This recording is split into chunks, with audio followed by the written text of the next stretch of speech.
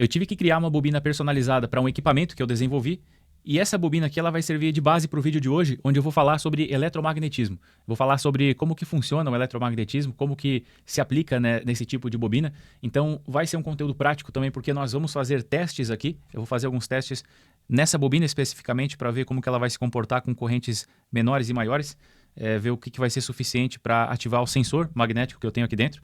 E então vou fazer testes práticos também, mas eu gostaria de trazer um pouco de teoria, porque é importante também entender como que as coisas estão acontecendo aqui, porque eventualmente se você precisar fazer uma bobina para alguma aplicação também, ou consertar alguma, você vai entender o que melhora a bobina, o que piora ela, o que dá para fazer, o que não dá basicamente, né? E acho importante então conhecer como que esse tipo de coisa funciona. Então fica comigo nesse vídeo se você gosta desse tipo de conteúdo. Se você não assistiu os vídeos anteriores, eu já apresentei esse equipamento aqui. Eu chamei ele de acionador automático multipropósito.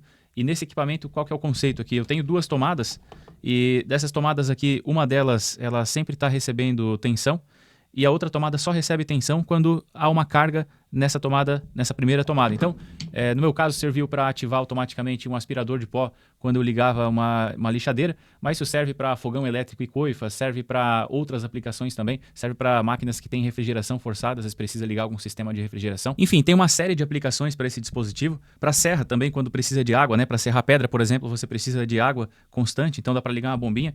Dá para fazer muita coisa com isso aqui.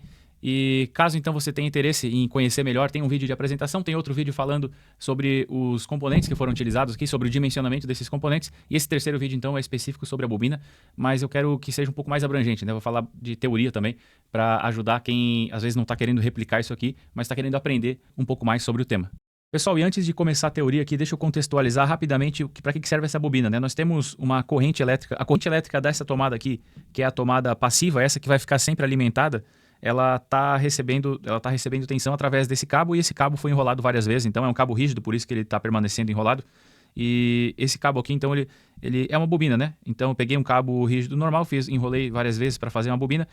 Para que isso? Porque aqui dentro eu tenho um sensor magnético e esse sensor magnético ele ativa essa outra tomada. Então quando a minha lixadeira ligava e tinha uma corrente circulando por essa bobina, ligava o sensor e o sensor ligava o relé e o relé por sua vez aplicava tensão aqui na tomada, fechava os contatos aqui para alimentar essa tomada e ligar o aspirador de pó. Então a função dessa bobina nesse caso é ligar um sensor para que houvesse a ativação dessa outra tomada num dispositivo nada invasivo, né? Porque a única coisa que eu tinha que fazer aqui é ligar em uma das tomadas a minha lixadeira e na outra tomada o aspirador de pó. Um dispositivo super simples e barato também, né? Não tem muita coisa aqui dentro. O objetivo foi ser simples e barato e é isso que aconteceu. Então, nesse contexto, então, né, agora que para quem não tinha assistido os vídeos anteriores, aqui eu tenho essa bobina para isso, ela tem cerca de 30 voltas, eu não tenho certeza, talvez 29, 30, 31, mas não vai fugir de algo próximo de 30 voltas. Fiz com cabo rígido de 1,5 milímetros. Mas vamos para o computador para começar essa teoria. Pessoal, vamos lá. Essa linha vertical aqui, ó, considerem que é um cabo elétrico. Se eu tenho carga elétrica nesse cabo, eu vou ter campo elétrico nele também. Mas se eu tenho essa carga elétrica, se ela está em movimento, eu vou ter, além de campo elétrico, eu vou ter campo magnético. O campo, o sentido dele aqui, ele pode ser definido da seguinte forma. Vamos supor que a corrente está nesse sentido aqui, de baixo para cima, que a corrente está indo nesse sentido. Então esse campo, qual que vai ser o sentido dele? Ele vai ser perpendicular e em volta aqui desse cabo, né? O sentido dele com a mão direita, você pode apontar com o polegar no sentido da corrente e os outros dedos vão indicar o sentido do campo. Então esse campo eu sei que ele está passando por trás aqui do cabo, nesse sentido, e agora pela frente do cabo, nesse sentido. Então, o campo magnético, nesse caso, ele está no sentido anti-horário, já que a corrente está subindo. Se a corrente estivesse descendo aqui, ele estaria no sentido horário, né? Então, esse é o campo num cabo. Como que eu calculo isso aqui? O campo magnético ele é medido em Tesla e ele é calculado da seguinte forma. Eu não vou fazer cálculos em si aqui, eu só quero mostrar para vocês a fórmula, porque daí vai dar para entender o que faz esse campo ser mais intenso e o que faz ele ser menos intenso, né? Então, vamos lá. Eu tenho aqui B, que é o campo magnético.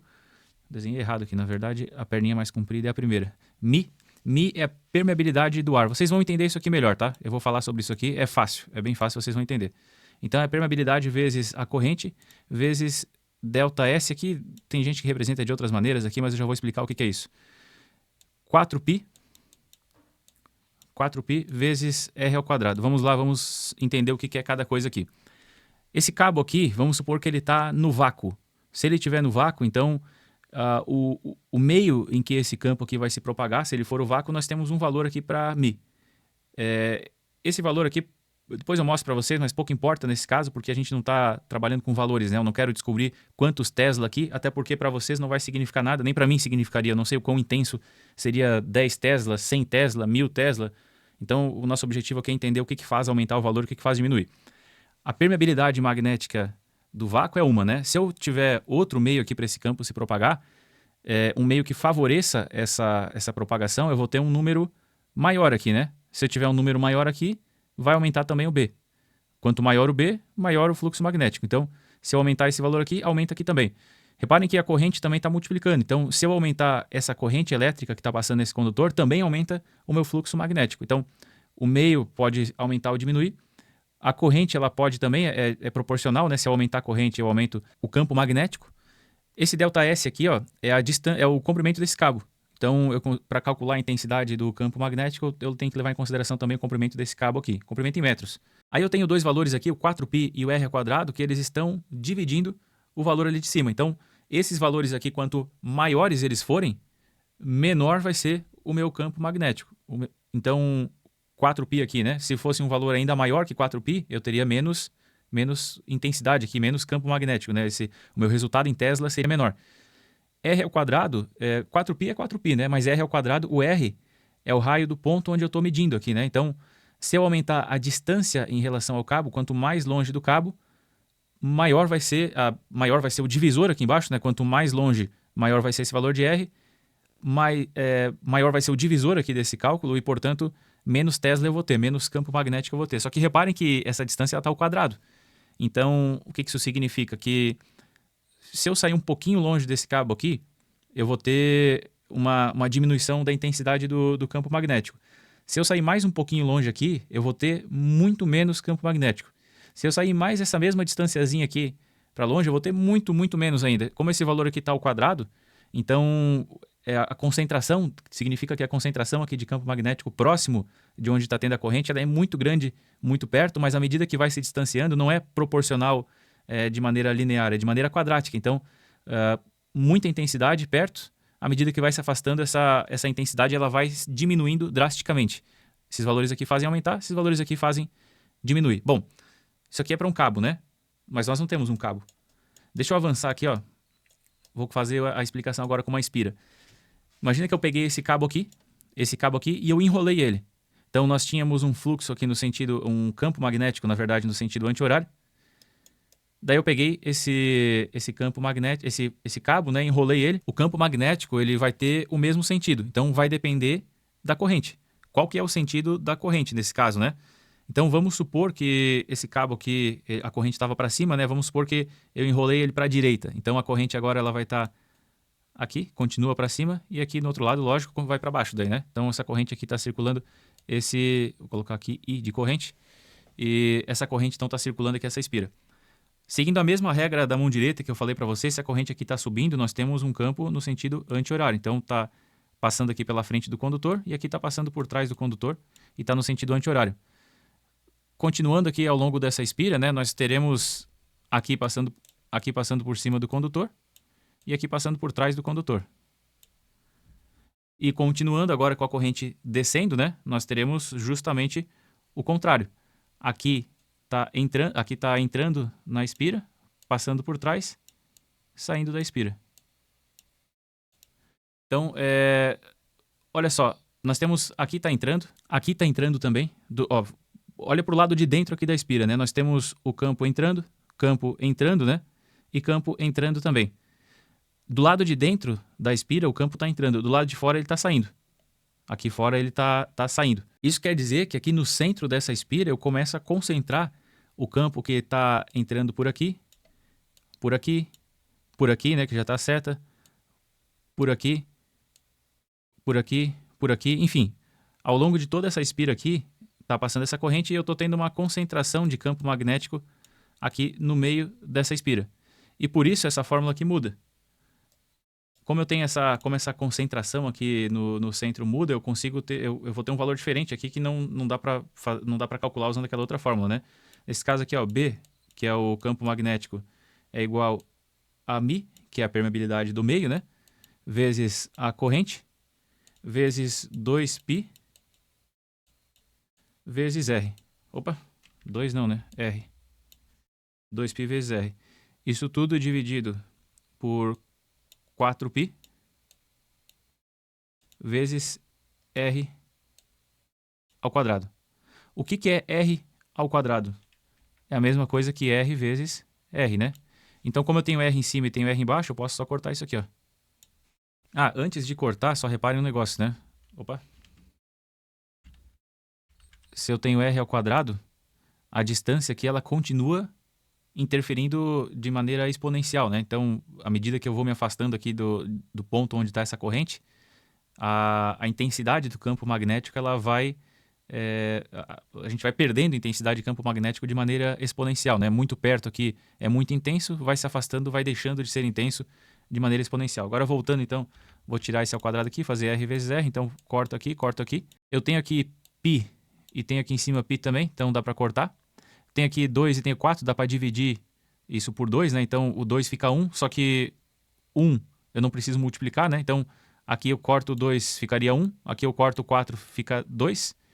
Só que 1 eu não preciso colocar aqui, né? Não mudaria nada eu multiplicar essa corrente por 1. Então, resumindo aqui, né? A nova fórmula vai ser isso aqui.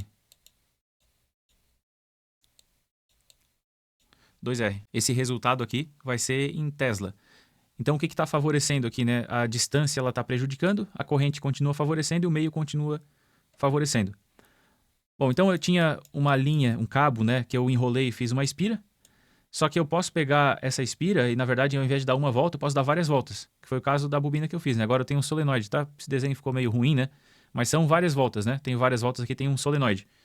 Esse solenoide aqui é basicamente, então, várias espiras, né? Só que o que vai acontecer aqui? A concentração de campo magnético ela vai acontecer de uma forma um pouco diferente. Antes eu tinha várias linhas de campo entrando aqui do lado de dentro da espira e saindo por fora. Isso olhando essa espira aqui nessa perspectiva, né? Se eu olhasse ela de trás, eu veria exatamente o oposto, né? Saindo de dentro e entrando do lado de fora. Bom, só que no solenoide, essa concentração aqui de espiras, ela vai fazer com que o campo, eu tenha um polo norte em um lugar e sul no outro. E esse campo magnético, ele vai ter as linhas nesse sentido aqui, ó. Sempre buscando se encontrar. E esse conjunto de espiras faz com que esse campo ele já não responda como se fosse uma única espira, né? Nós temos uma resposta conjunta e por isso aquele cálculo também já não vai bater mais. Então já não consigo mais usar aquele mesmo cálculo. Eu tenho uma outra fórmula aqui para mostrar quando é um solenoide. Isso porque as espiras, quando elas estão juntas, esses campos eles acabam se somando, né? E nós temos um comportamento diferente. Vai ser basicamente um ímã é igual um ímã natural, né? Nós temos norte e sul e temos esses campos aqui em volta desse eletroímã, desse solenoide, né? E aí para calcular, agora chegou onde a gente queria, né? Para calcular é o seguinte, ó, B é igual a μ vezes a corrente vezes N sobre L. Então, vejam só. N é o número de espiras. Eu tenho aqui o meio, eu tenho a corrente, que vocês já viram anteriormente, né? Só que agora eu tenho o número de espiras. Reparem que esse número de espiras multiplica aqui os outros valores, então quer dizer que se eu tiver... É uma proporção direta aqui, né? Então, se eu tiver mais espiras, se eu tiver o dobro de espiras, eu vou ter o dobro de Tesla, o dobro de campo magnético. Se eu tiver o dobro da corrente, mesma coisa. Se eu tiver um meio que propague o campo magnético com o dobro de eficiência, também vou ter o dobro de campo magnético, né? Esses três valores aqui, eles vão aumentar diretamente esse campo. L, por outro lado, ele vai diminuir o tamanho do campo, né? Vai diminuir essa intensidade. O que é o L? É o comprimento aqui desse solenoide. Então, se eu analisar especificamente N sobre L, esse L aqui, ó, poderia estender aqui, ele está dividindo tudo, na verdade, né? Mas por que eu fiz separado? Porque dá para entender disso aqui é que não é necessariamente o número de espiras que vai interferir, mas sim a densidade de espiras. Porque eu posso ter, quanto maior o número de espiras no menor comprimento, eu vou ter mais densidade e, portanto, mais campo, né? Agora, se eu tiver um comprimento grande com um número pequeno de espiras, eu vou ter uma baixa densidade, serão poucas espiras por metro, né? Esse valor aqui é em metro.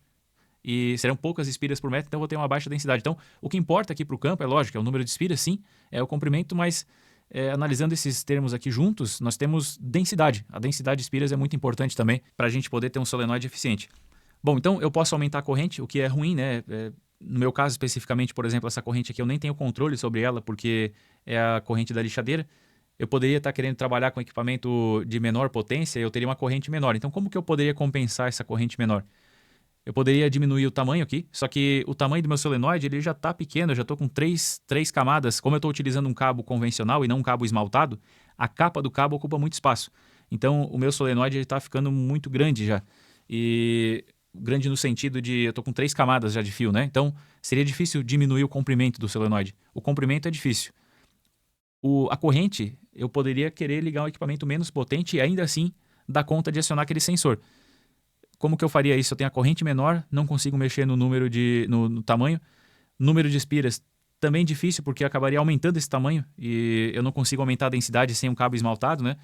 Uma das alternativas seria usar um cabo esmaltado, dar mais voltas, sem que aumentasse esse comprimento do solenoide. Outra alternativa é mudar o meio. O Mi, que é esse caractere aqui, se chama Mi, né? Que é a permeabilidade do meio. Ele é 4π vezes 10 na menos 7. Até tinha colocado aqui, acabou ficando só o menos 7. Acho que eu apaguei sem querer. E, enfim, vou até apagar esse menos 7 aqui. Eu tinha colocado o valor completo. É 4π vezes 10 na menos 7. É do vácuo. Até por isso que eu não coloquei já o valor aqui, coloquei em Mi. Porque esse valor é a permeabilidade magnética do meio. Então, quanto maior for esse valor, mais permeável ele é para o campo magnético e, portanto, mais intenso vai ser esse campo, né? Eu não coloquei o valor aqui de 4π vezes 10 na menos 7, porque cada meio vai ter uma permeabilidade diferente. E como que eu faço para mexer nesse valor aqui para aumentar o meu campo magnético? Eu posso trabalhar... Ah, tá aqui, ó. Era para estar o menos 7 aqui em cima. Bom, não importa. Olha só, como que eu faço para melhorar a minha permeabilidade? Eu tenho 4π vezes 10 na menos 7, um valor extremamente baixo, né? Mas aqui eu tenho uma permeabilidade relativa.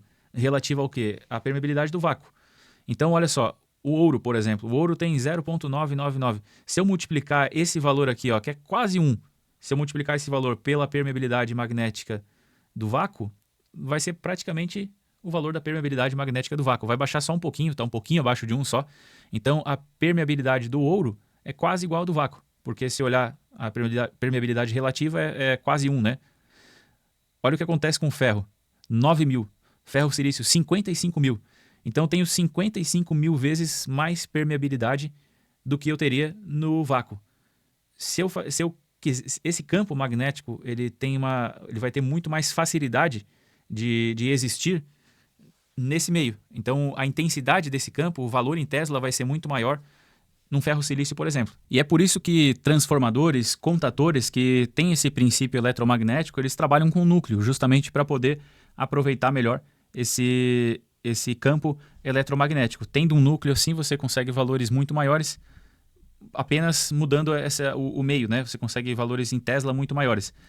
Inclusive eu no vídeo passado falei que eu usaria esse exemplo aqui do núcleo do contator, porque ele tem uma característica que ajudaria a gente aqui nessa bobina.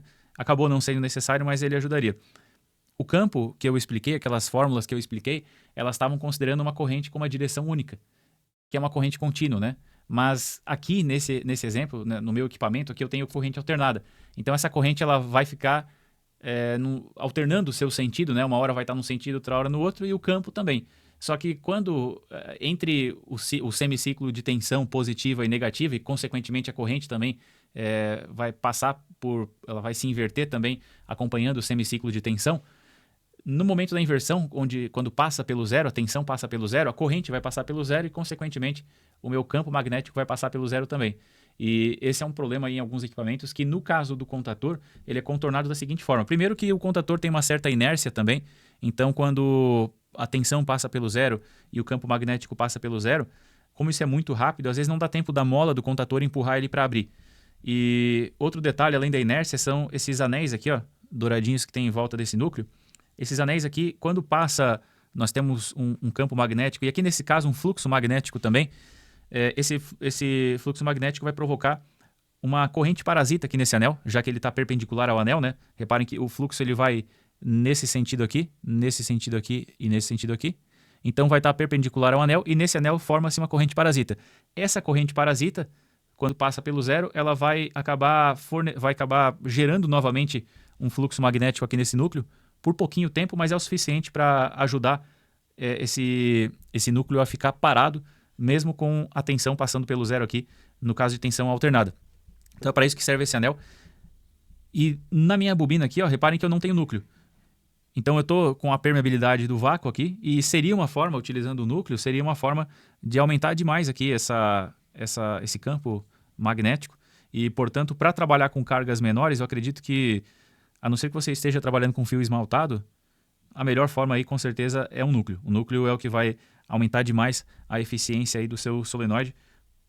Um núcleo, desde que seja de um material que vá facilitar, com a permeabilidade mais alta, né? Quanto mais alta a permeabilidade magnética, mais alta vai ser o seu campo magnético aí em Tesla. E agora eu vou fazer um teste aqui, uma demonstração, na verdade, para saber qual que é a corrente, considerando esse cabo de 1,5 aqui, com aproximadamente 30 voltas, vamos saber qual que é a corrente mínima aqui para que esse sensor atue, porque se você quiser desenvolver para você um equipamento parecido, você vai saber quantas voltas precisa dar de acordo com a corrente do equipamento que você deseja ligar. Talvez para você seja interessante diminuir o número de voltas aqui para diminuir a intensidade desse campo magnético, ou talvez aumentar também se a carga for menor, né? Então, vou fazer uma demonstração aqui, já deixei tudo preparado já para isso. Deixa eu fechar aqui para a gente poder ligar as tomadas. Eu nem vou parafusar aqui, não há necessidade disso.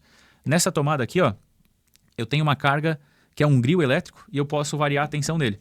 Então, como eu posso variar a tensão nele, eu vou fazer isso porque desse modo eu consigo variar a corrente também. E variando a corrente a gente vai saber qual que é o valor mínimo aí para ativar o relé. Por enquanto eu vou deixar esse relé conectado aqui, mas até talvez nem seria o ideal, porque para atracar precisa de 220 volts. Mas quando eu tiver com uma tensão intermediária, talvez esse relé aqui, esse sensor aqui, ele ative, e ativando ele vai alimentar o relé com uma tensão menor. Então pode acontecer algum problema aqui. Então eu vou deixar ele conectado só para a gente poder acompanhar, mas depois, dependendo como for o teste aqui, eu vou ter que tirar ele. Tá, fechei aqui então. Na outra tomada, para poder mostrar para vocês quando vai ligar, né? Eu vou colocar aqui uma lâmpada. E até para poder ligar essa lâmpada eu preciso estar com o relé ali, né? Então por enquanto eu vou deixar o relé, mas dependendo como é que for o teste a gente faz alguma mudança aqui para poder prosseguir. Então essa lâmpada vai indicar quando que o sensor atuou. Aqui eu tenho uma carga resistiva, então eu consigo diminuir a tensão e consequentemente diminuir a corrente dela. E aqui nesse alicate amperímetro eu vou mostrar só o display dele aqui para caber na tela. E vou alterar a escala aqui para leitura de corrente. Ele está lendo a corrente que vai chegar nessas tomadas. Bom, então vamos alimentar aqui o meu acionador automático multipropósito. Eu vou colocar ele na tomada.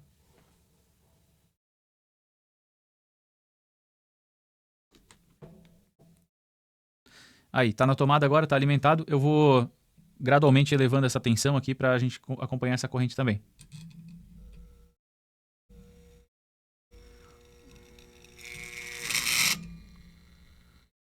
O relé ele está fazendo barulho aqui ainda com essa corrente de 3,8. Eu acredito que seja por conta da tensão e não por conta da corrente, porque o sensor aqui está estável. Eu acredito que eu preciso elevar um pouco essa tensão aqui até se aproximar mais de 220, já que o relé é 220, né? Pessoal, tive que soltar o relé aqui porque ia acabar sacrificando ele nesse teste. Então, para poder medir a corrente com calma aqui, sem ter perigo de queimar o relé por subtensão aqui, para a bobina dele não acabar queimando, eu tirei ele e liguei direto, olha só. A tomada aqui, ela tá ligada, o neutro tá ligado direto, sem passar pelo contato do relé, e a fase tá ligada direto aqui na saída do sensor. Então esse teste aqui vai servir exatamente para o que a gente quer, que é saber qual que é a corrente mínima para esse sensor atuar. Então vou aumentando a tensão aos poucos aqui. Olha só, o sinalizador já acendeu, mas nós estamos com 0,11 amperes. É bem baixa essa corrente, né? Não sei nem se deu para ver, deixa eu baixar de novo. Acho que deu para ver, né? Pegou na câmera. Só que ele tá bem fraquinho. Eu vou aumentando aqui gradualmente essa tensão. Olha como está aumentando o brilho do sinalizador. Isso aqui me indica uma coisa, que o dip switch que tem dentro desse sensor é um contatinho aberto que ele fecha com a exposição ao campo magnético. Ele deve estar variando bastante, o contatinho deve estar abrindo e fechando por conta da variação do campo, né? Que é a característica da corrente alternada. E ele deve ficar abrindo e fechando. E por isso até que o sinalizador estava brilhando pouco. Agora ele já está brilhando normal, ó. Então eu tenho aqui nessa configuração de bobina o sinalizador brilhando normal. Deixa eu ver, aqui é o limite mais ou menos, ó, um pouco mais de 3 amperes. Um pouco mais de 3 amperes nós chegamos no brilho máximo aqui do sinalizador. Isso quer dizer então que é onde nós encontramos alguma estabilidade no sensor, suficiente aí para conseguir manter a carga que está na saída dele ligada, né?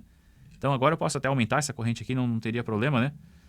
Mas não há necessidade. Ele com aproximadamente 3 amperes e pouquinho eu já tenho uma estabilidade com essa configuração de bobina. É importante ressaltar que se você fizer alguma alteração, se você construir essa bobina com um cabo mais grosso, por exemplo, vai ficar mais afastado e, portanto, nós teremos uma diferença em relação a isso. Inclusive, essa bobina, a primeira vez que eu tentei construir ela, eu fiz com um parafuso bem grosso no meio e enrolei em volta do parafuso. Achei que era mais fácil fazer assim, porém, com o mesmo número de espiras eu não tive um êxito, né, no meu resultado. Eu tive que tirar esse parafuso e enrolar de novo, só que justinho no sensor.